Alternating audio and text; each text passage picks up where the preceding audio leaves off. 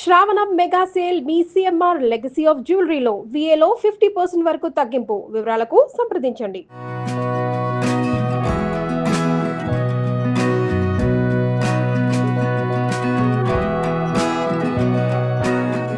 Suman TV ప్రేక్షకులందరికీ వినాయక చవితి శుభాకాంక్షలు.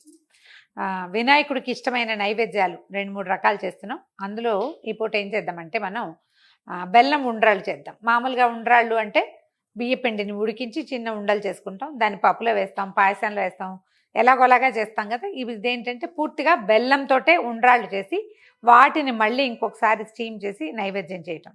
కొన్ని ప్రాంతాల ఆచారంగా ఉంటుందండి, అన్ని చోట్ల ఇలా చెయ్యరు, ఒక్కొక్క ప్రాంతంలో ఒక్కోలా ఉంటుంది కదా. ఈ వెరైటీ కూడా చేసి చూపిద్దామని మనం ఏ కప్పు బియ్య పిండితోటి మనం చేయదలుచుకున్నామో ఈ కప్పుతో 2 కప్పుల నీళ్ళు పెట్టుకుందాం. మొదట బెల్లం కూడా సేమ్ కప్పే, కొంచెం అంటే బెల్లం కరగటం కోసం అన్నమాట.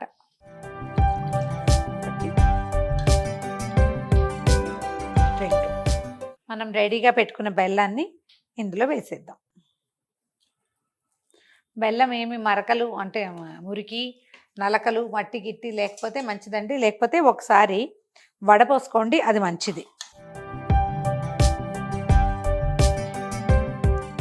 బెల్లం నీళ్ళని కొంచెం తెరలనిద్దాం. దీనికి పెద్ద పాకంగా హడావిడిగా ఏమి ఉండదండి, బెల్లం కరగటమే ఇంపార్టెంట్. బెల్లం నీళ్ళు మరుగుతున్నాయి కదా, ఒక పావు కప్పు శనగపప్పుని 1 గంటన్నర ముందే నానబెట్టుకోవాలి. ఈ నానబెట్టిన శనగపప్పుని ఇందులో వేసేద్దాం. ఇదేంటంటే శనగపప్పు నానింది కాబట్టి ఉడికిపోతుంది, అంత అనుమానం ఏం లేదు. ఇది ఉడకటానికి కొంచెం సమయం పడుతుంది. పప్పు కొంచెం మెత్తగా అయ్యాక అప్పుడు బియ్యపిండి వేసుకుందాం. మీడియం ఫ్లేమ్ మీద పప్పును ఉడకనివ్వండి. ఒకసారి శనగపప్పు ఉడికిందో లేదో చూద్దాం. ఇట్లా నొక్కితే నొక్కుడు పడాలి, చూడండి కనిపిస్తుంది కదా. శనగపప్పు ఉడకపోతే తర్వాత మళ్ళీ మనం ఉడికించేటప్పుడు దీని కస ఉండిపోతుంది. ఇంకో పప్పు చూద్దాం, ఉడికిపోయింది. ఇది నానబెడితేనే ఇలా కుదురుతుంది మనకి. దీంట్లో ఏం చేద్దామంటే ఒక హాఫ్ చెక్క కంటే సగం అంటే కొబ్బరి చిప్పలో ఒక పావు చిప్ప అనుకోండి, కొబ్బరి కూడా వేసేద్దాము. ఇది మీ దగ్గర కూర ఉంటే మంచిది, మిక్సీలో వేస్తే కొంచెం కొబ్బరి తాలూకు పై రంగు కనపడుతూ ఉంటుంది. తర్వాత ఒక 4-5 ఏలక్కాయల పొడి, మంచి సువాసన వస్తుంది. 1 స్పూన్ నెయ్యి వేద్దాం ఇందులో. సిమ్లో పెట్టి మనం పక్కకి తీసి పెట్టుకున్నాం కదా బియ్య పిండి పోసేద్దాం 1 కప్పు.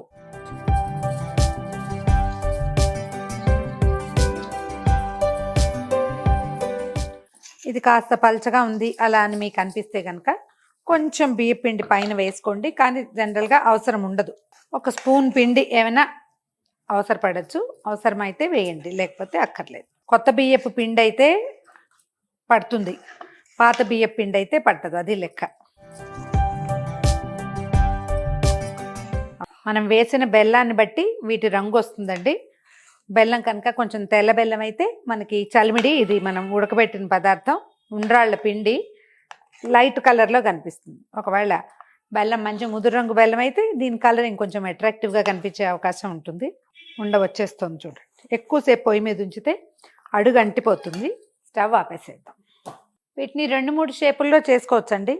దీంట్లోని పాలకాయల షేపులో, జిల్లేడికాయ షేపులో కూడా చేస్తారు కొంతమంది. మన అలవాటుని బట్టి మనం ఎలా చేసుకోదలిస్తే అట్లా, చేత కావాలంతే, ఏది కుదిరితే అది చేసుకోవటం. కొన్ని ఉండలు చేద్దాము, కొన్నేమో ముఠియాలని చేస్తారు, అంటే మనకి ఇలా గుప్పెటితోటి చేసేదన్నమాట, అలా కూడా చేసుకోవచ్చు. సేమ్ పిండే, అప్పుడు 2 వేరు పదార్థాలలాగా ఉంటాయి. నివేదనలకి నెంబర్లు ఆలోచిస్తారు కదా, ఇన్ని అంకె పెట్టాలని 9 పెట్టుకుంటారు కదా, అందుకని అట్లా చేసుకుంటాం అన్నమాట. కొద్దిగా చేసుకుని ఉండలు చేసేస్తే సరిపోతుంది. ఈ 9 ఉండలు చేసాం కదా, కొంచెం చేసుకుని వీటిని ఎట్లా అంటే ఇగో ఇట్లా ఇలా చేతి వేళ్ల గుర్తులు పడేలాగా చేస్తారు. వేళ్ల గుర్తులు పడతాయి చూడండి. నా వేళ్ల గుర్తులు అసలు పడవండి, నాకు అంత గట్టిగా నొక్కటం రాదు, అన్నీ ఉండలు చేసేస్తూ ఉంటాను నేను. అలవాటు ప్రకారం ఎట్లా కుదిరితే ఎట్లా చేసుకోండి. ఇవి ఉడకాలి కదా, ముందు కొంచెం స్టీమ్ అవ్వాలి కదా, అందుకని కొసలు సన్నగా ఉండి మధ్యలో కొంచెం పెద్దదిగా ఉండేలాగా చేసుకుంటే సరిపోతుంది. ఇవి కూడా ప్రాక్టీసేనండి, తరచూ చేస్తుంటే వస్తాయి. ఏటా ఇవే చేస్తామనుకోండి, వాళ్ళ గోరుమిట్టిలో అవి చేసే వాళ్ళు టకటకటక చేస్తారు. మనలాంటి కొత్త వాళ్ళని చేయమంటే చేత కాదు కదా. నేను ముండలే చేస్తా ఎప్పుడు. ఈసారి ప్రతి వాళ్ళు అవి చేయరా అని అడుగుతున్నారని ఇలా చేయబోతున్నాను, కానీ ఇదంతా చేత కాదు, ప్రాక్టీస్ చేస్తుంటే వస్తుంది అంతే. మనకి రకానికి 9 చొప్పున 3 షేపుల్లో చేసాను చూడండి. కొన్నేమో ముఠియాలు వేళ్లతో చేసేవి, కొన్ని ఉండలు, కొన్నేమో చిన్న చిన్నవి అంటే అప్పచ్చుల్లాగా. వీటన్నిటిని మనం స్టీమర్లో పెట్టుకుందాము. ఇది ఐకియాలో దొరుకుతుందండి. దేంట్లో కావాలంటే దాంట్లో పెట్టుకుని, అంటే పెద్ద పాత్రలో పెట్టుకుని స్టీమ్ చేసుకోవచ్చు. మనం కొంచెం నెయ్యి ఎక్కువ వేసి కలిపి కాస్త నేర్చేయి చేసుకుని కనుక చేస్తే ఇవి అంటుకోకుండా చక్కగా వచ్చేస్తాయండి. చల్లారాక ఇంకా బాగా వస్తాయి. వీటన్నిటిని అడ్జస్ట్ చేసేసి స్టవ్ వెలిగించేద్దామండి. ఒక గట్టి మూత ఏదైనా పెట్టేస్తే, లేదా మన దగ్గర స్టీమరే ఉంటే ఇంకా హై, ఆవిరిపోకుండా ఏదైనా ఒక వెడల్పాటి దీన్ని కరెక్ట్గా కవర్ అయ్యే మూత పెట్టేస్తే నిదానంగా మీడియం ఫ్లేమ్లో స్టీమ్ అవ్వనండి. 8 నుంచి 10 నిమిషాల వరకు స్టీమ్ చేస్తే ఆవిరిలో పూర్తిగా చక్కగా పక్వంగా అవుతాయి, ఎంతో బాగుంటాయి. స్వామికి నివేదన చేయటానికి కూడా ఈ ఉడికించి ఆవిరి పట్టిన వస్తువు ఎక్కువ శ్రేష్టం అని చెప్తారు. 8-10 నిమిషాల పాటు స్టీమ్ చేసాం కదా, స్టీమ్ని మూత తీసేద్దాము. కొంచెం దీన్ని సెటిల్ అవనిస్తే మంచి బెల్లము కొబ్బరి కలిసి ఉడికిన వాసన వస్తున్నాయి. కొంచెం ఆరనివ్వకపోతే ఇవి మీకు జిగురుగా తడిగా కనిపిస్తాయండి.